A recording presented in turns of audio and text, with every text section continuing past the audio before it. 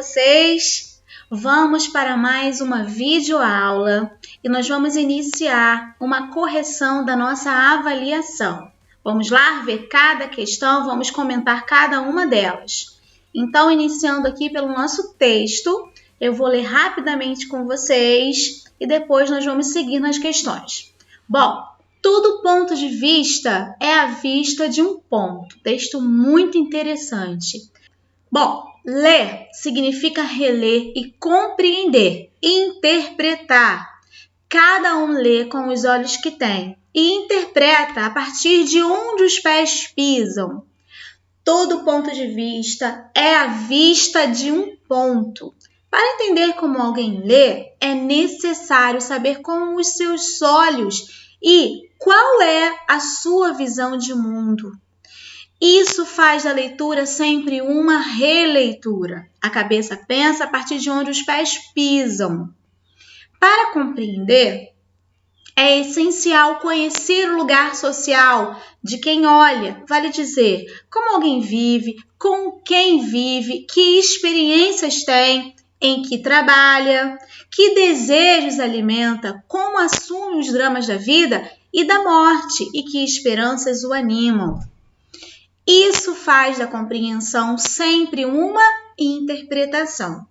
Sendo assim, fica evidente que cada leitor é um coautor, porque cada um lê e relê com os olhos que tem, porque compreende e interpreta a partir do mundo que habita.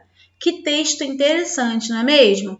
Bom, vamos lá então iniciar para a primeira questão. A expressão com os olhos que tem no texto, lá na primeira linha do primeiro parágrafo, temos aqui, ó, cada um lê com os olhos que tem. Ela quis trazer um sentido de enfatizar a leitura. Será que cada um lê com os olhos que tem está enfatizando, realçando essa leitura?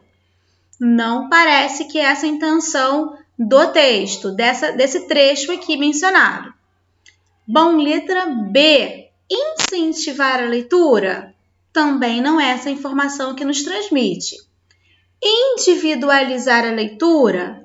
Agora sim. Vejamos que com os olhos que tem, é como se eu estivesse individualizando cada uma pessoa que enxerga de um jeito diferente, ó. Cada um lê com os olhos que tem, de acordo com as experiências, como o texto já relatou, de acordo com a visão de mundo de cada um. Está individualizando a visão de cada pessoa, de cada indivíduo, certo? Então, aqui eu tenho a letra C como alternativa correta, ok? Vamos para a questão 2. Isso faz da compreensão sempre uma interpretação. Segundo o autor, a compreensão que o leitor tem da leitura vai depender de quê? Bom, dos exames de vista, porque já passou? Claro que não, né? Nem menciona exames de vista. De quantos parentes já perdeu na vida? Também não é mencionado. Da profissão que tem? Muito menos. Das experiências, porque já passou? Aí sim. Ele explica muito bem sobre isso, que a interpretação de cada pessoa é de acordo com a vivência, com as experiências que essa pessoa já vivenciou, já passou, certo? Então, é letra D, questão 2. Questão 3. Em cada um lê com os olhos que tem, temos aqui esse trecho em destaque, temos uma oração adjetiva. Destaque-a e classifique. Ficou muito fácil para vocês, não ficou? Temos um período composto aqui, ó. Vocês estão observando que temos o verbo ler, depois do verbo tem. Então, período composto. Esse período composto é por subordinação, porque é a dependência sintática entre eles. E nós temos aqui a introdução de um pronome relativo. Como que eu reconheci isso? Olha, reparem como esse pronome relativo retoma um termo antecedente olhos. Olha só. Cada um lê com os olhos. Os olhos têm. Então, ao invés de repetir os olhos que tem, eu já usei o que faz o papel dessa retomada. Então, esse que, eu tenho aqui um pronome relativo que introduz uma oração subordinada adjetiva, ok? Então, já separei que tem seria essa oração adjetiva. E nós temos também aqui que classificá-la. Bom, sabemos que as orações subordinadas adjetivas, elas podem ser classificadas como restritivas ou explicativas. Bom, no caso da ausência da vírgula, ela é assim chamada de restritiva porque ela restringe, ela está restringindo o assunto em relação à oração principal. Então, nesse caso aqui, olha, nós temos presente essa oração subordinada adjetiva restritiva, certo? Vamos para o número 4. Classifique as orações reduzidas. Olha, em seguida desenvolva-as. Bom, primeiro, se é reduzida, não há presença da conjunção, certo? E nem do pronome relativo, caso seja uma adjetiva. E o meu verbo está em uma das 3 formas nominais. Pode ser infinitivo, pode ser gerúndio e pode ser particípio. Vamos ver cada uma delas? É preciso, tenho já o verbo preciso, tomar. Temos o outro verbo, um período composto aqui estabelecido. Agora, quando eu falo que é preciso, eu paro, eu percebo que eu preciso de uma informação para completar esse sentido. É preciso o quê? Isso, é preciso alguma coisa, é preciso algo. Então, aqui, esse algo que foi completando essa oração principal será a minha oração subordinada substantiva.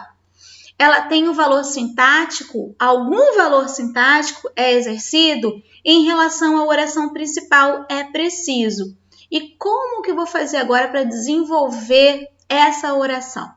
Eu vou simplesmente introduzi-la com a conjunção integrante, que faz parte das orações subordinadas substantivas, e vou conjugar o seu verbo, que aqui no caso está na sua forma nominal do infinitivo. Então, eu tenho assim, é preciso que tomemos mais cuidado com a saúde, ok?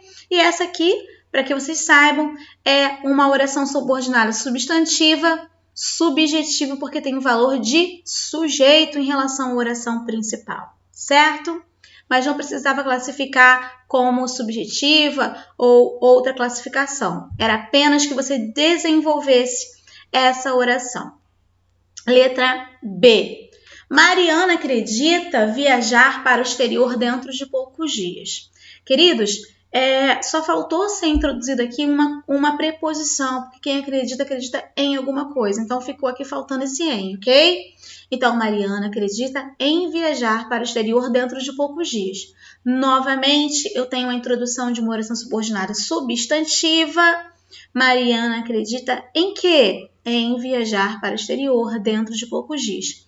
Acredita nisso. Então, eu tenho a introdução aqui da oração subordinada substantiva. Como eu vou desenvolvê-la, professora? Como nós fizemos aqui na letra A. Eu vou introduzi-la com uma conjunção que é a conjunção integrante, pode ser a C também, mas nesse caso fica melhor a que, né? A conjunção integrante que, e eu vou conjugar esse verbo que está na sua forma de infinitivo. Então, ficará assim, Mariana acredita em que viaje para o exterior dentro de poucos dias. Ok? Vamos lá, então, para a questão número 5. Eis a seguir alguns fragmentos de um poema com autoria de Luiz Fernando Veríssimo. Leia-o atentamente, respondendo às perguntas que a ele se referem. Queridos, simples de se fazer. Olha, o homem é o único animal que... Reticências que constrói casa, mas é o único animal que precisa de fechadura. De acordo com a sua percepção, em cada verso há a presença do pronome relativo que justamente já está em destaque aqui. Tendo em vista que o pronome relativo é o termo que substitui o outro antecedente, né, um termo antecedente, qual o termo a que ele se refere em todos os casos? Queridos, vamos lá. Qual termo esse que está retomando? O homem é o único animal que...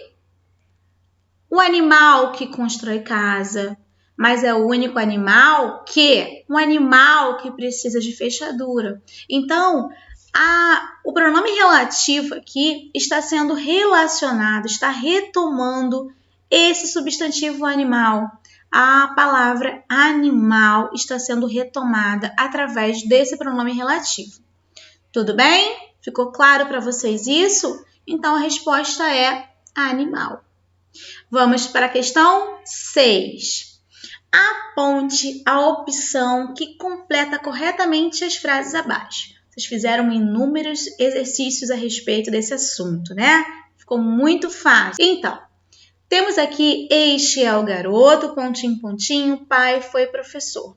Vocês estão observando que há relação entre dois substantivos e quando isso ocorre, eu uso o cujo. Agora, temos que observar a regência do verbo. Bom, vamos observar nessa oração aqui qual foi a regência, a exigência desse verbo aqui. Este é o garoto cujo pai foi professor. Quem foi professor de alguém. Então, reparem que há a exigência da preposição de. E essa preposição tem que ser posta antes do meu pronome relativo cujo. Então, será assim. Este é o garoto de cujo pai foi professor. Tranquilo. Número 2. Era uma grande árvore, pontinho, pontinho, sombra, descansávamos. Reparem que eu tenho dois substantivos sendo relacionados, ó, árvore e sombra. Então, quando isso ocorre, eu utilizo o pronome relativo cujo, né? De acordo com o substantivo que vem depois, após ele. Nesse caso, sombra. Então, ficaria, era uma grande árvore cuja sombra descansávamos. Mas esse verbo aqui, ele rege uma preposição de acordo com essa oração. Por quê? Quem descansa, descansa em algum lugar, não é verdade? Então, eu preciso empregar a regência, a exigência desse verbo, dessa ação verbal, antes do meu pronome relativo. Então, será assim. Era uma grande árvore em cuja sombra descansávamos, ok? E 3. Você é a pessoa, pontinho, pontinho, recorrerei. Vocês observaram que nesse número 3 eu não tenho dois substantivos sendo relacionados, eu tenho apenas pessoa e depois tem um verbo. Então, isso já elimina o uso do cujo. Então, eu tenho que observar qual pronome relativo eu poderia usar aqui. Poderia ser o que, poderia ser o quem, porque estou me referindo a pessoas, estou me tratando de pessoas. Você é a pessoa quem recorrerei. Estaria completamente errado, porque eu preciso avaliar a regência do verbo recorrer. Quem recorre, recorre a alguém. Olha aí o emprego, a exigência, a regência do verbo recorrer. Então, essa preposição a terá que vir antes do pronome relativo. Então, a resposta correta ficará: você é a pessoa a quem recorrerei. Certo? E pronto, já encontramos a resposta certa. É a letra A. Muito bem, parabéns para quem conseguiu acertar. Eu tenho certeza que vocês se deram super bem nessa prova, que vocês se saíram bem, porque vocês são muito inteligentes, são capazes e vocês já assistiram a todos os vídeos, né, as videoaulas. Eu sei que vocês estavam prontos para fazê-la. Bom, queridos, um beijo para vocês, eu vou ficando por aqui. Até a próxima videoaula, se Deus quiser. Um beijão. Tchau, tchau e fica com Deus, tá? Tchau, tchau.